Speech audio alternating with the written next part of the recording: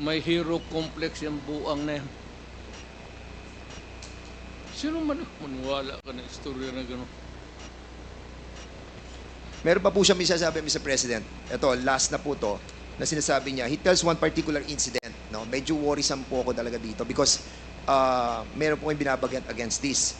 That has given him nightmares for years. In 1996, Las Cañas and his team were ordered to kill an alleged criminal, his pregnant wife, and his 4-year-old son, who were all in the same vehicle at the same time. I attempted to rescue the 4-year-old boy. Las Cañas claim. But according to our team leader, since the boy had seen our faces, he could recognize us in years from now and identify us. It was on the personal order of Duterte, he claims, that they disposed of the family. Mayor Rudy approved